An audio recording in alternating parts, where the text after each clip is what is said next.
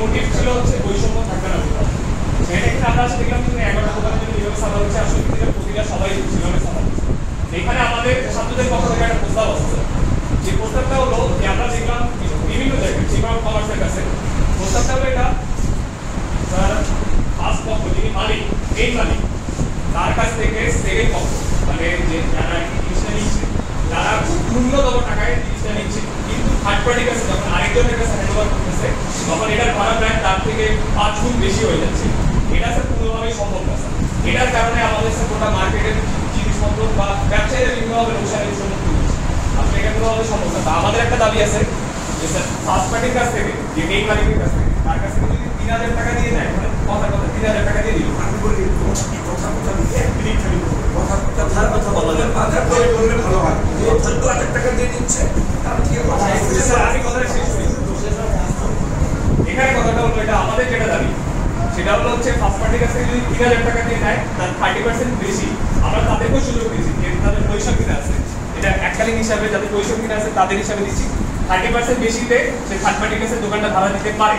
এটা দিচ্ছে 3000 টাকা দিচ্ছে, 3000 এর 30% হচ্ছে 900 টাকা, 3900 টাকায় সে দোকানটা থার্ড পার্টি দিতে পারে, কিন্তু এর বেশি সে কোনোভাবেই দিতে পারবে না। এটা করতে পারবে, এর থেকে বেশি প্রফিট করতে পারবে না। এটা আমাদের কাছে মানে আমাদের তরফ থেকে আপনাদের কাছে এটা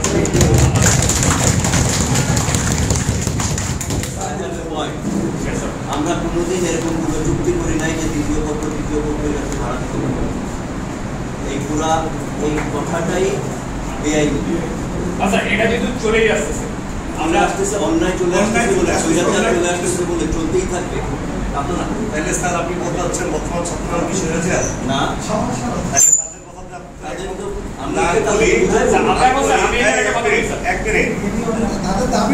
তাদের দাবি বলতেছে, কিন্তু তারা বলছে আপনি বলছেন তারা স্বৈরাচারিতা করতেছে। স্বৈরাচারিতা করতেছে আমি বলি না, চাপ থাকলো না না না,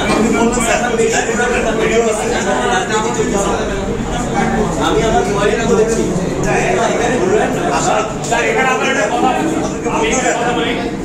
আমি মনে করি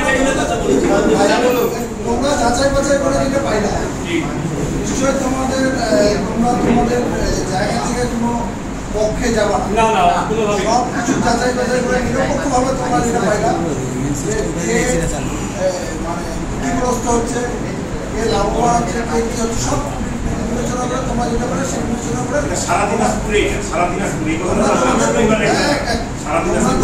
যেটা পাইলা সেটা তোমরা তোমাদের দাবি, যেটা তোমাদের এখন তোমাদের একটা দাবি চলে আসে, সেই দাবিটা তোমরা আমাদের কাছে এর মধ্যে এখন কোনো কথা বলবো না। এখানে এটা কেন করছি এটার আমার একটা কারণ আছে। এখন ধরেন আমি একজনকে দিলাম দোকান 5 বছরের জন্য, দেখা গেল যে 3 বছর পর সে এটা চালাইতে পারতেছে কোনোভাবে না, আপনি এটা কেমনে জুলুম করে চালাবেন, ওকে তো তখন আরেকজনের কাছে হ্যান্ড ওভার করতে হবে। বা এটা ধরেন এটা এক প্রকার চলে আসছে আমাদের দিনাজপুরে বা ব্যবসায়ী এটা একটা হিসাব চলছে। এই ব্যক্তিতেই আমাদের এই দাবি 30% সে যেখানে এটা কোনোভাবেই এর বেশি 30% বেশি হবে না। এখন এটা আপনারা বলতে পারেন, আপনাদেরও কথা থাকতে পারে, সবারই কথা থাকতে পারে, তিনি আমরা কথা বলতে পারি। আমরা ছাত্র আমাদের কাছে এটা যুক্তি মনে হয়েছে বা আমাদের কাছে নট অনলি গুলশান মার্কেট, আমাদের কাছে দিনাজপুরের যে দোকান আছে স্যার, যেহেতু চেম্বার্স অফ কমার্সের আন্ডারে এইটা পরিচালিত হয়, তা আমাদের এই আবেদনগুলো চেম্বার্স অফ কমার্সের কাছে। এবং আমরা আপনারা সবাই জানেন দিনাজপুরে যে খুব আহামরি ব্যবসা এখন তা না, মার্কেটের নির্দিষ্ট কিছু দোকানের উপর মার্কেট চলে। তো আমরা যতটুকু অবজার্ভ করছি এখন অনেক দোকানদার ডিফল্টে আছে, অনেক দোকানদার, এবং অনেক দোকানদার উত্তরা সুপার মার্কেটের অনেক দোকানদার অনেক লোন। তো স্যার বেসিক্যালি এই মানুষগুলোকে বাঁচানোর দায়িত্ব আমাদের। আমরা আপনাদের কাছে এটা দাবি স্যার, যে আমরা একটা দাবি আপনাদের প্রস্তাবনা করলাম, এটা আপনারা অনুসন্ধান করে পরিদর্শন করে বিবেচনা করে নিজেদের মধ্যে আপনাদের কমিটির মধ্যে কথাবার্তা বলে আপনারা স্যার, আমরা আপনাদের প্রতি বিশ্বাস রাখি যে আপনারা এটার একটা বৈষম্য বিরোধী সবার কথা চিন্তা করে একটা সুন্দর সলিউশন দিবেন, যেন প্রত্যেকটা মানুষের জন্য স্যার এটা প্রফিটেবল হয়, কেউ যেন ক্ষতিগ্রস্ত না হয়, এমন কিছু যেন না হয় যে স্যার সেকেন্ড পার্টি ফার্স্ট পার্টিকে বঞ্চিত করবে, বা এমন যেন না হয় ফার্স্ট পার্টিকে আমার টাকা বেশি দিতে হবে এই কথা চিন্তা করে আমি সেকেন্ড পার্টি যাকে দোকান রেন্ট দিয়েছি ওকে উচ্চ হারে দোকান ভাড়া দিব, এই ধরনের জন্য কোনো সিচুয়েশন না হয় স্যার। একটা সুন্দর মসজিদ অংশ থাকবে যেন সবাই সবার প্রাপ্যটা পায় এবং এখানে যেন তার কোনো বৈষম্য না থাকে। এখানে একটা লুপহোল আছে। এটা এখন আপনি বলতে পারেন যে আমি ফার্স্ট পার্টির কাছ থেকে নিলাম, সেকেন্ড পার্টি নিলাম, থার্ড পার্টিকে দিচ্ছি 30%, থার্ড পার্টি ফোর্থ পার্টিকে আবার 30%। এটা হবে না, এটা কোনোভাবে হবে। আপনি সেকেন্ড পার্টি ফার্স্ট পার্টির সাথেই হিসাব হবে। আপনি যদি সেকেন্ড পার্টি থেকে থার্ড পার্টিতে যান, ওই 30% যেটা আগে ছিল সেটাই হবে। এটা পরে মানে এখন 30 দিলাম, পরে এটা 60 হয়ে গেল, মানে হাত বদল হতে হতে 30 করে বাদ থেকে প্রতি ক্ষেত্রে একবারে 30%। একবারে যে প্রথম মালিক পাইছে সেখান থেকে 30% পাবে। করতে করতে এটা 30 থেকে বাড়তে বাড়তে অনেক বেশি করে যাবে। এটা হবে না। শুধু প্রথম যদি 3000 পায়, সেকেন্ড জনকে থার্ড পার্টিকে ভাড়া দেবে 3900, ফোর্থ পার্টিও 3900 টাকা ভাড়া দেবে। যদি জিনিসটা এরকম হয়, তুমি বলতেছো যে সেকেন্ড পার্টি নিয়ে থার্ড পার্টির কাছে 30% লাভ করবে। আমি যদি যাদের পজিশন আছে স্যার, যাদের পজিশন নেওয়া আছে, পজিশন ক্রয় করা জি স্যার, আর যাদের ক্রয় করা নাই তাদের জন্য প্রযোজ্য না। তারা তো ডিরেক্ট মালিকের সাথে হিসাব করবে। তারা ডিরেক্ট মালিকের সাথে ফার্স্ট পার্টি আর সেকেন্ড পার্টি শুধু থাকবে। এখানে থার্ড পার্টি যারা পজিশন কিনে নাই, যারা পজিশন রেজিস্ট্রি নেয় নাই। হ্যাঁ জি জি জি জি। দোকানের একটা দোকানে পজিশন নাই তো, দোকানের একটা দোকানে পজিশন রেজিস্ট্রি কোনো দোকানই তো নাই, রেজিস্ট্রি তো কারো হয় নাই। রেজিস্ট্রি তো কারোই হয় নাই, কোনো দোকানে তো রেজিস্ট্রি করে ঠিক হয় না।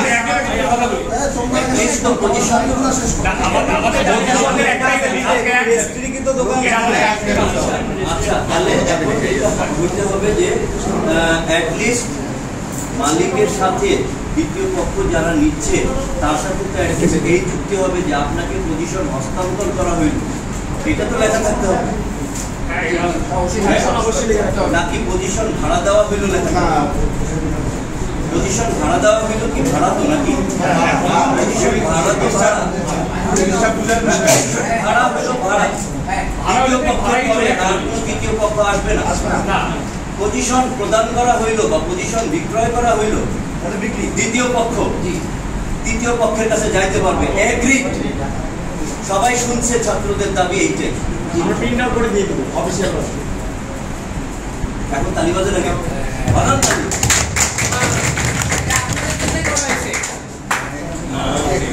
এখানে কথাটা আপনারা বুঝছেন কিনা আমি জানি না। সেটা হচ্ছে যে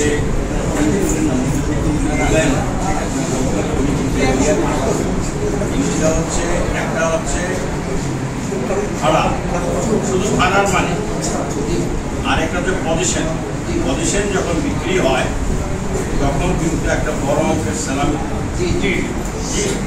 এই পজিশনটা যখন হস্তান্তর হয়, যে আমি একটা দোকান ওনার কাছ থেকে গ্রহণ করি, তার বিনিময়ে যদি 5 লক্ষ টাকা দিই, তাহলে আমি তো পজিশনটা উল্লেখ থাকি যে পজিশন বাবদ এটা পাওয়া গেল এবং এটা আমি তখন হস্তান্তর করতে পারবো, আমি আরেকজনকে দিতে পারবো। এই রাইটটা কিন্তু আমার কাছে বহাল থাকে। আর যদি শুধু অনলি ভাড়া, তাহলে কিন্তু আমি লেখা থাকা উচিত। যখন বিক্রি হয় আমরা আগে দেখি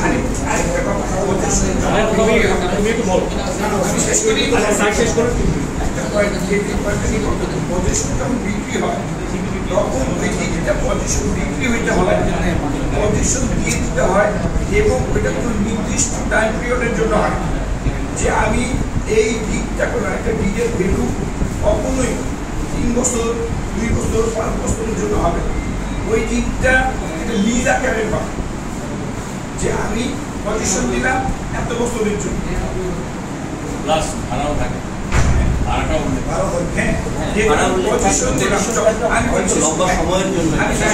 আমি যদি এখন একটা দলিল করি যে আমি একটা দোকান বিক্রি করব, তাইলে হবে সোজাসুজি বিক্রি করি শেষ করবো, এইটার একদম বৈধতা একটা রেজিস্ট্রি করা, ঠিক আছে।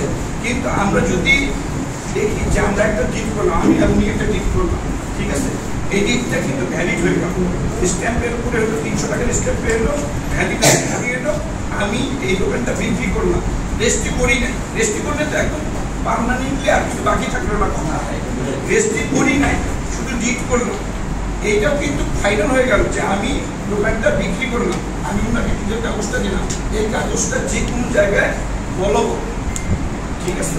কিন্তু আমি ওনার সাথে একটা ভাড়ার চুক্তি করলাম 3 মাস 3 বছর 5 বছর, যেই ডেট হইল সেই ডেটে ওই ভাড়ার চুক্তি সম্পূর্ণভাবে ডিজলভ, ওইটা সম্পূর্ণ বেআইনি হয়ে গেছে।